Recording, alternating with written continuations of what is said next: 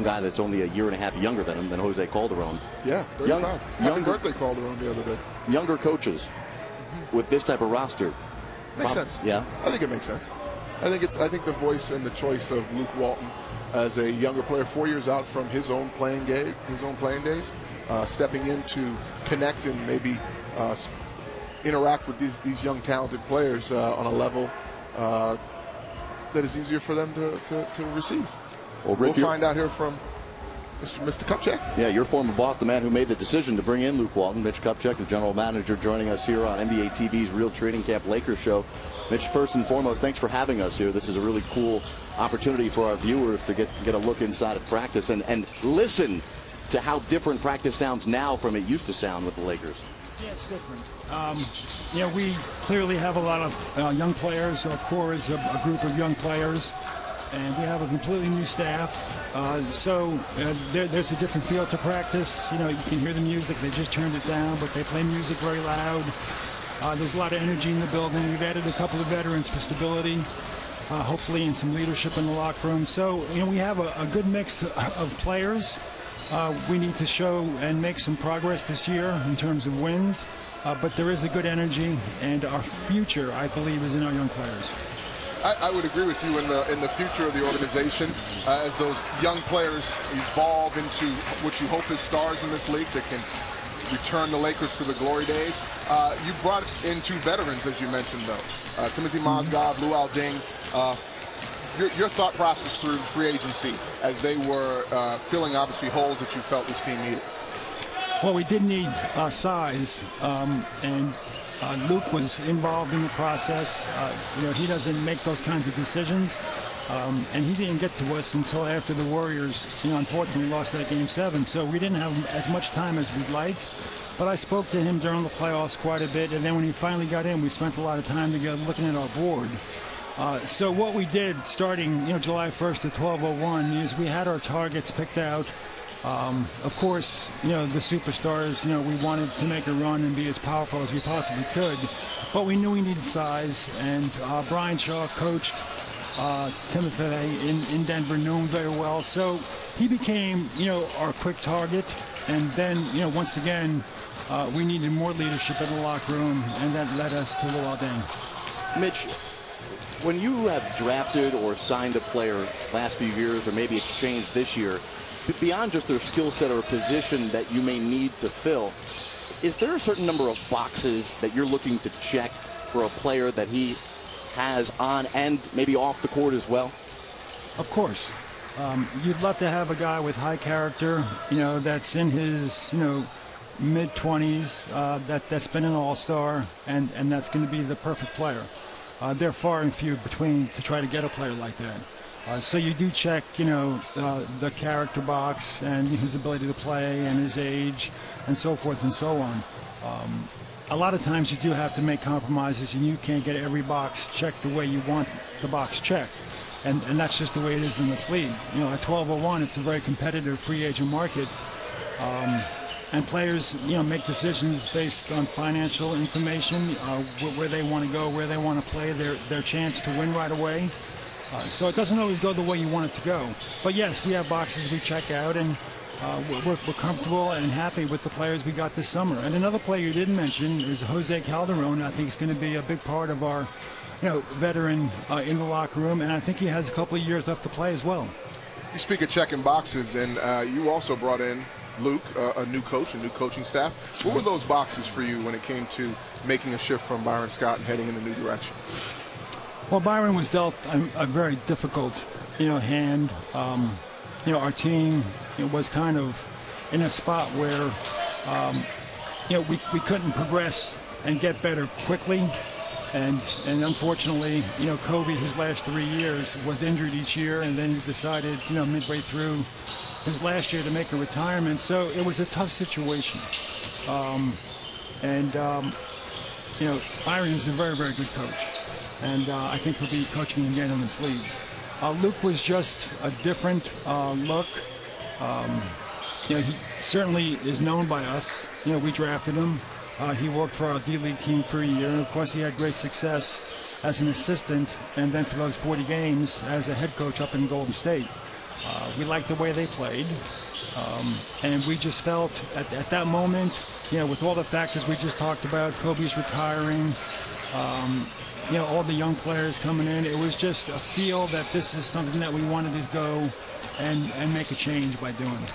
Do you feel with doing that, you've kind of reset your clock? Because as you've addressed many times, especially this week, well documented, Jim Bush's promise of a 3-year being competitive, that's going to come to an end here at the end of this season. Do you have to restart the clock because of all that's gone on in the last few months? The way I look at this team is we're trying to build something that we can sustain, and that's going to take some time. We have financial flexibility. We were fortunate to some degree with the lottery selections the last couple of years. We could have pulled up and got a number that put us out of the lottery. And we were not a good team. So we deserved the number 7 pick with Julius and the number 2 pick, with D'Angelo. And, so we have a young group that it's going to take some time.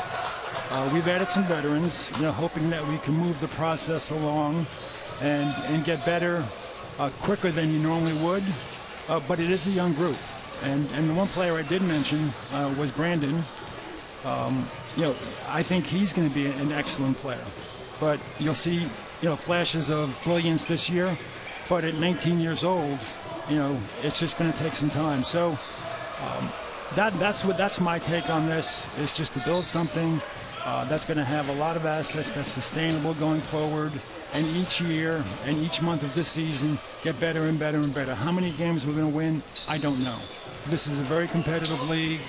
The West 2 years ago is different than the West today, and the West next year is going to be different than the West this year. So, we can't control all the variables when you're putting a team together. You may have a great team in the West and still not make the playoffs.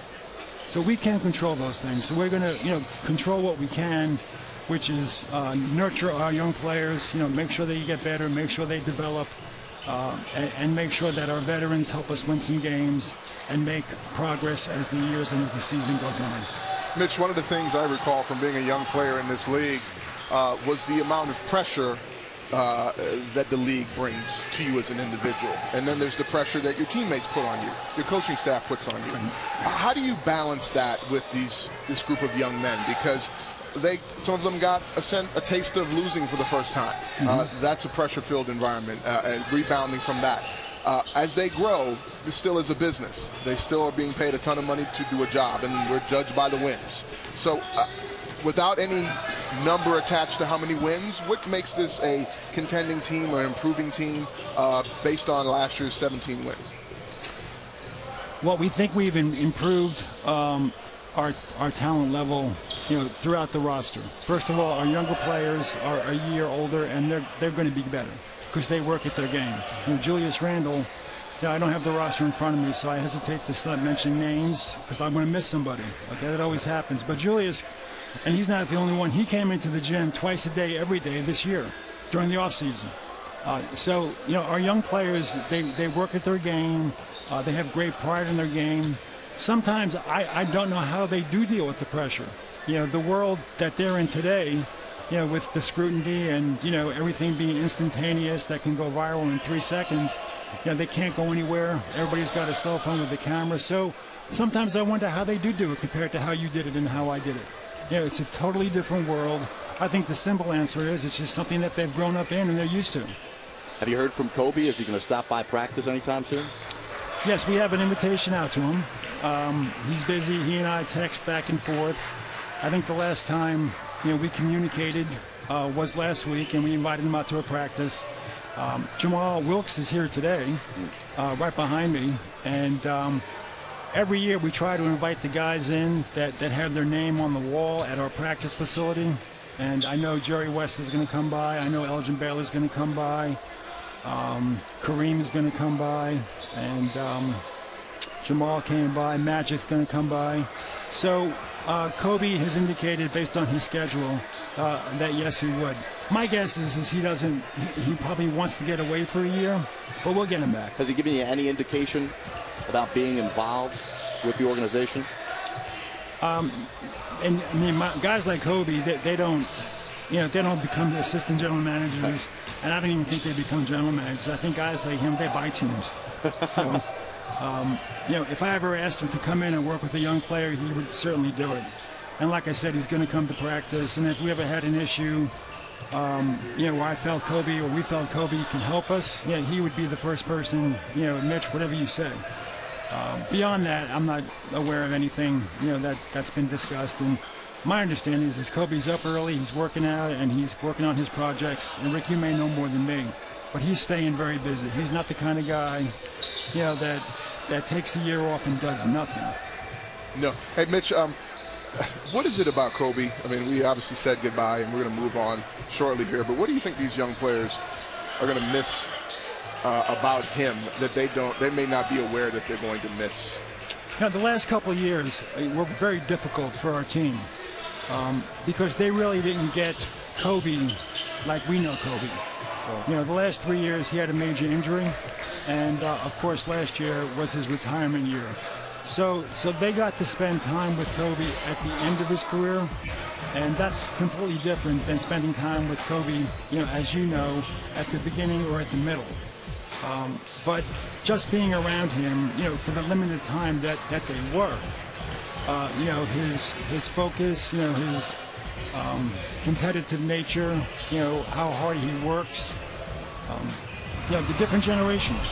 So I think that would be something that a young player, and like most young people, they're not going to appreciate the year or two they spent with him until 5 or 10 years from now, and they look back on it.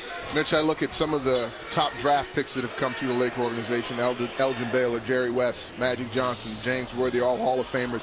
They were the top, 1 or 2 pick in the first round of the draft. You have D'Angelo Russell and Brandon Ingram. How long is it before we discover their true potential? Well, I don't want to go through every player on the roster, but you brought up 2 players, and I think they're both gifted players. Jerry West used a description once about somebody gets a little gold dust sprinkled on them, and I think both those players, have a little gold dust that was sprinkled on them from the basketball gods. Whether or not, they can become what we all hope they become, that's up to them. That's maturing, that's working on the court, in the weight room, and it's going to take some time. When you're 19 years old, you can't rush the process. But I think they want to be great players. And I think both those players, being drafted number 2, they should be able to have a shot at least being a great player if we know what we're doing at all. And I don't think anybody would say that both those players don't have a chance to be great players. Without rushing the process, though, is it a 3-year window in this league for a young player that comes in a rookie contract before you really have? I think it's important that they know what the timeline is on these things, because sometimes you come in, you come in as a rookie and you think I have 5 years to find my way. Well, they want it now. Okay, as long as they want it. Yeah, okay. They want it now, but they can't. It's not possible. Just young people, you can't get it all now, and when you actually are in position to have it all. You're in your late 20s, or almost 30 or 31, and you're almost going to lose it, and you start losing it in a year or 2. And that's how it works in this business. You get better and better and better. You reach your peak. Younger players today would probably reach it when they're 24 or 25. Back when we played, it was probably 28 or 29. So it's a process, and I know they want it. I know they want it now. It's not going to happen overnight. And they're not the only 2. I think we have a couple other players that are young that have a chance also. But being drafted number 2, it has to be discussed. You can't hide from the fact that, hey, Brandon Ingram and D'Angelo Russell, let's talk about them, and can they be special? When you're drafted number 2, there should be expectations. I didn't see you guys do your secret UNC handshake yet. I was just going to ask him if he talked to my Coach K about Brandon Ingram, what that conversation was like. You drafted a lot of Duke guys recently, by the way. Yeah. And everybody that I call Coach K about, they're all great kids. They're all going to be great players. They all work hard. So I do call him every year, and when he starts to talk, I'm listening, but I do move the phone away a little bit because I know exactly what he's going to say. Well, Mitch, we appreciate it, and we understand your playlist is coming up here soon. Your personal one that you picked out. You're setting the playlist for the guys? My playlist? Oh. Your music playlist. Do you get a day? Well, my playlist is a future guy. Is a little dated. Yeah, you're a future guy. It's a little dater. Rolling Stones. Hey, you going out to Palm Springs? Springsteen. That's about it for me. Palm Springs next weekend. What's in Palm Springs? Old Cella. Oh, the Old Film Festival. Old Cella. Oh, Old Cella. Yeah, I fit the Rolling bill. Stones, Paul McCartney. Yeah, I fit the bill. Who? The Beatles. Yeah, you got it. Mitch, thank you so much for all the time. We really appreciate you inviting us into training camp today. Thank you. Good to see you, Mitch. It's great. Couple of Tar Heels. Mitch Kupchak, Rick Fox, coming back with more Real Training Camp from just this gorgeous facility here in Santa Barbara. We'll hear from the players and hear how Luke Walton's instructing day 4 of training camp.